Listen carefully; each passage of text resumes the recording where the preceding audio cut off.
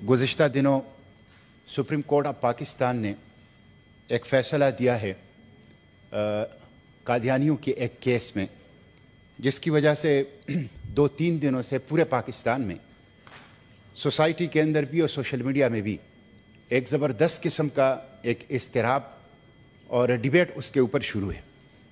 तो मैं उसके ऊपर, चूँकि ये ईवान है और यहाँ बात होनी चाहिए, इसलिए मैं यहाँ इसके ऊपर बात करना चाहता हूँ। मिस्टर चेयरमैन, ये कल सुप्रीम कोर्ट ऑफ पाकिस्तान ने एक प्रेस रिलीज़ जारी किया है और इस प्रेस रिलीज़ में सुप्रीम कोर्ट ऑफ पाकिस्तान ने 2 बातें की हैं। मैं वो पढ़ के सुनाता हूँ। पहली बात यह की है कि चीफ जस्टिस काजी फाइज ईसा अपने फैसलों में कुरान मजीद की आयत, ख़ातमुन नबिय्यीन सल्लल्लाहु अलैहि वसल्लम की अहादीस, खुलफाए राशिदीन के फैसलों और फुक़हाए किराम की आरा से इस्तिदलाल करते हुए कोशिश करते हैं कि तमाम कवानीन की ऐसी ताबीर इख्तियार की जाए जो अहकाम इस्लाम के मुताबिक हो। ये बहुत अच्छी बात है कि ये वजाहत प्रेस रिलीज़ की सुप्रीम कोर्ट ऑफ पाकिस्तान की आ गई। दूसरी जो इस प्रेस रिलीज़ में वजाहत की गई वो ये कि अगर कोई ये समझता है कि किसी इस्लामी उसूल या किसी आइनी या कानूनी शिक की ताबीर में अदालती फैसले में कोई गलती हुई है तो इसकी तस्हीह व इस्लाह अहले इल्म की जिम्मेदारी है और इसके लिए आइनी और कानूनी रास्ते मौजूद हैं। चीफ जस्टिस और सुप्रीम कोर्ट ने किसी को नज़रसानी यानी रिव्यू से न पहले रोका है और न ही अब रोकेंगे। मैं समझता हूँ ये दूसरी बात जो इस प्रेस रिलीज़ में की गई है ये भी बहुत अहम है, चूँकि सेनेट ऑफ पाकिस्तान अहले इल्म की मजलिस है, ईवान बाला है, इसलिए मैं इसके ऊपर अपनी आरा इस ईवान के अंदर देना चाहता हूँ कि इस फैसले में कानूनी तौर पर लॉजिकली क्या मसाइल हैं और इसकी इस्लाह कैसे होनी चाहिए।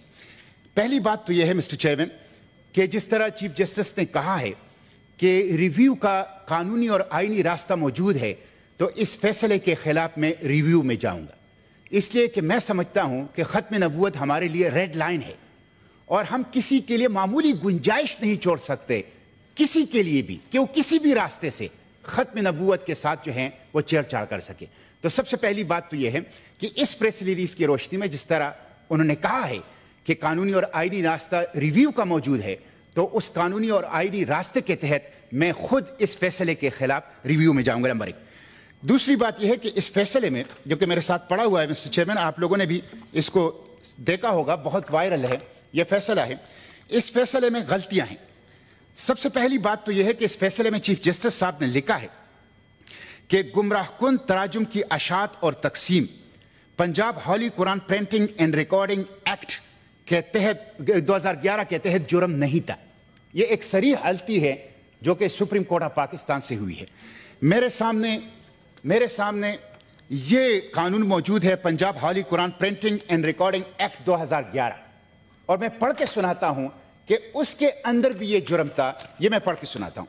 इसकी सेक्शन 9 जिसके तहत FIR, जिसके तहत इस फैसले में जिक्र किया गया है, penalty: a printer, publisher or a proprietor of a recording company who contravenes any provision of this act or the rules made thereunder, or a person in whose voice a record is prepared, or a person who has certified under subsection 3 of section 5 a specimen copy or record of the Holy Quran which is not in conformity with the provision of this act shall be liable to imprisonment for a term which may extend to 3 years or with fine of not less than 20,000 rupees or with both। तो ये 2011 का supreme court ने जो लिखा है कि 2011 में ये जुर्म नहीं था, ये जुर्म था। ये अमेंडमेंट से पहले जुर्म था, अमेंडमेंट के बाद उसमें फाइन के अंदर इजाफा हुआ है, कैद के अंदर इजाफा हुआ है और उसमें इलेक्ट्रॉनिक डिवाइस को भी शामिल कर दिया गया है। तो सबसे पहली गलती तो ये सुप्रीम कोर्ट ऑफ पाकिस्तान को इस गलती की इस्लाह करनी चाहिए और ये जुर्म था, ये अमेंडमेंट से पहले भी जुर्म। तो दूसरी बात ये। तीसरी बात ये मिस्टर चेयरमैन कि अदालत ने कहा है अपने फैसले में कि 298C के तहत भी इस फर्द ने कोई जुर्म नहीं किया है जो मुबारक सानी नाम था। यह भी गलत है। वो तबलीग कर रहा था और तबलीग जो है मुसलमानों में तहरीफ शुदा जो तराजुम था उसकी तकसीम कर रहा था, इसलिए ये जुर्म है 298C के तहत और इसकी भी इस्लाह की ज़रूरत है। अदालत को चाहिए कि अपने इस फैसले की इस्लाह करें कि 298C के तहत अगर उनको کوई तहरीफ शुदा तर्जुमे की वो मुसलमानों के अंदर तबलीग कर रहे हैं तो उसकी उनको इजाज़त नहीं है। तो ये तीसरी बात। चौथी बात मैं ये करूँगा मिस्टर चेयरमैन कि इस फैसले में कुरानी आयात दिए गए हैं और उन कुरानी आयात से वो उसका मौका और महल दुरुस्त नहीं है। मसलन इसमें सूरह बकरा की एक आयत दी गई है ला इकराह फिद्दीन, और इससे ये तासुर दिया गया है कि जैसे कादियानियों के ऊपर कोई जबर किया जा रहा है। हालांकि यहाँ इस सूरत हाल ये है कि खुद कादियानी मुसलमानों के ऊपर जबर कर रहे हैं। वो एक गुमराह कुन तफसीर कुरान की तफसीर के नाम से शाया करते हैं और फिर उसे मुसलमानों के अंदर तकसीम कर रहे हैं। तो ये इस आयत का मौका और महल दुरुस्त नहीं था। दूसरा, इसमें यह आयत इस्तेमाल की गई है सूरह हिजर की, नहनु नज़्ज़लना ज़िक्रा व इन्ना लहू लहाफ़िज़ून, कि हमने इस कुरान को नाजिल किया है और हम ही इसकी हिफाजत करेंगे। गोया अगर कुरान के अंदर कोई तहरीफ करे और तहरीफकारी करे और उसको तब्दील करे, उसके तर्जुमे को, उसकी तफसीर को और गुमराह कुन तफसीर ले आए, तो उसको रोकने का जिम्मा अल्लाह ने लिया है। यह भी दुरुस्त नहीं है। इसका तर्जुमा और इसका महल और इसकी तफसीर और इसकी पस मंज़र, अल्लाह ताला ने कुरान पाक की हिफाजत के जो मुख्तलिफ ज़राए हैं उसमें से एक ज़रिया उम्मती मुस्लिमा है। यह तो बनी इसराइल वाली बात हुई कि उन्होंने हज़रत मूसा अलैहिस्सलाम से कहा कि आप जाएं और आपका खुदा जाएं और लड़ें, हम तो यहाँ बैठे होंगे। तो अल्लाह ताला ने, ये नहीं है कि अल्लाह ताला और कुरान वो जाने और हम यहाँ बैठ, नहीं, हम उम्मती मुस्लिमा इसकी हिफाजत करेंगे, उम्मत इसकी हिफाजत करेंगे। और अल्लाह ताला की इसकी हिफाजत के असबाब में से एक सबब उम्मत मुस्लिमा है। ये उम्मत की जिम्मेदारी है कि अल्लाह की किताब की हिफाजत करें, इसको महफूज करें, इसको फैलाएं, इसको नाफिज करें, इसको बाला करें। ये उम्मत की बुनियादी ड्यूटियों में तो ये मौका और महल जो है वो नहीं।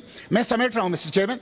पांचवी बात ये है मिस्टर चेयरमैन कि फैसला, इस फैसले में दस्तूर पाकिस्तान, मैं 2 मिनट में समय, ये चूंकि मामला अहम है इसलिए मैं वजाहत इसलिए करना चाहता हूं। पांचवी बात मैं ये करूंगा कि फैसले में दस्तूर पाकिस्तान के आर्टिकल 20 और 22 अक़लियतों के हुकूक के ज़िमन में हवाला दिया गया है। ये बात ठीक है कि आर्टिकल 20 और 22 में अक़लियतों के हुकूक की बात की गई है और जमानत दी गई और सब दे रहे हैं, लेकिन ये subject to law and public order है। ये कानून और अमन आमा के ताबे है। और कादियानियों के ज़िमन में कानून जो है वो इम्तिनाई कादियानियत का कानून है। इम्तिनाई कादियानियत का कानून क्या है?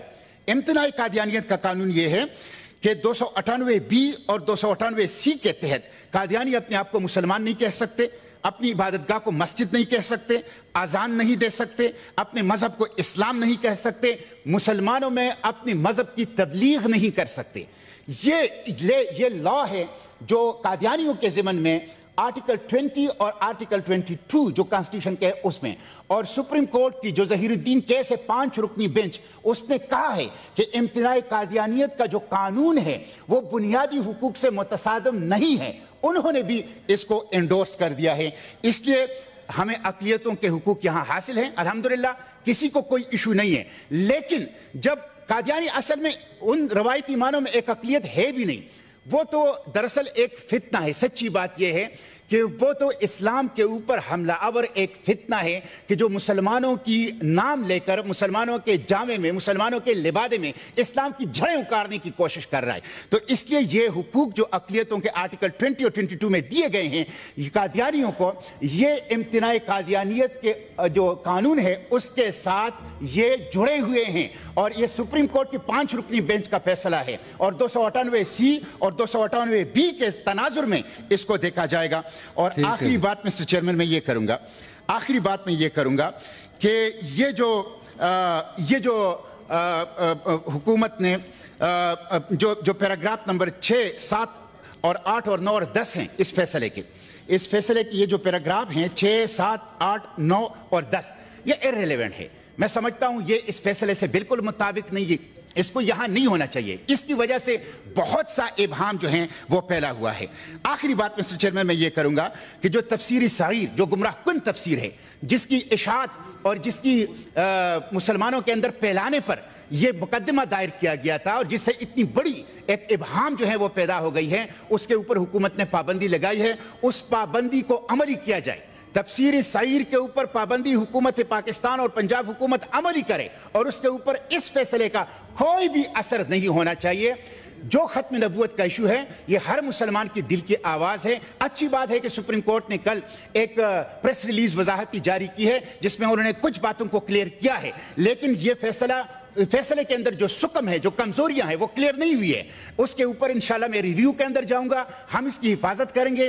کانسٹیٹیوشن آف پاکستان یہ 260 جو کانسٹیٹیوشن کا آرٹیکل ہے اس میں ان کو غیر مسلم قرار دیا گیا ہے.